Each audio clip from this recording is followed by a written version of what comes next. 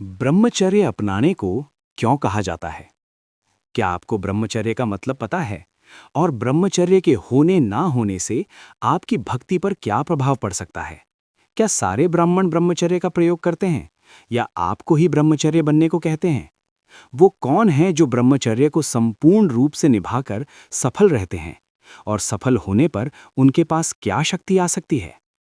ब्रह्मचर्य का मतलब है स्त्री से दूरी बनानी और किसी भी प्रकार का शारीरिक संबंध उत्पन्न ना करना। ब्रह्मचर्य का एक विशेष मतलब ये भी है कि इसके चलते हर स्त्री को माता और बहन मानना पड़ता है।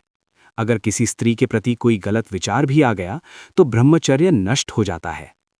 आजकल जो युवा पीढ़ी कसरत करने को ब्रह्मचर्य समझती है, उन्हें ये पता होना चाहिए कि ब्रह्मचर्य को निभाने के लिए हमारे ही पूर्वज अपने घर परिवार छोड़कर जंगल में रहने चले जाते थे, क्योंकि घर, संसार या समाज में रहने से कोई ना कोई वासना भरा विचार आ सकता था और यहाँ पर ना चाहते हुए भी वो किसी न किसी स्त्री को देख सकते थे।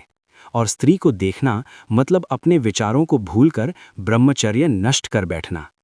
इसी तरह अपनी वासनाओं को अपने विचारों से दूर रखने के लिए उन्हें सांसारिक संसाधनों से दूर रहना पड़ता था।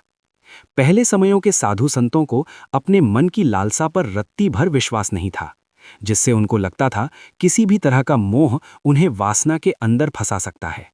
अगर उन संतों को जंगल में भूल से भी किसी स्त्री के दर्शन हो जाते तो वो उन पर गुस्सा दिखाते और बुरा भला भी कह देते थे, और कई बार तो वासना के शिकार हुए ब्रह्मचर्य नष्ट कर बैठते। संतों को ये लगता था कि स्त्री मोह भगवान भक्ति में सबसे बड़ी अड़चन है। इससे ना वो ध्यान कर सकते हैं, ना ही ब्रह्मचर्य का पालन। दरअसल उस समय में स्त्री को अपनी इच्छाओं के अनुसार इस्तेमाल करना ही मर्दानगी समझी जाती थी। संत देवी की पूजा तो करते थे, पर स्त्रियों को देवी के रूप में कदापि नहीं देखते थे। अगर कोई स्त्री किसी इच्छानुसार किसी संत का अनुसरण करती तो ढोंगी संत उस स्त्री को नक्षत्रों का डर बताकर कुकर्म कर लेता। आज तक कोई ऐसा नहीं हुआ है जो ब्रह्मचर्य को निभा पाया हो।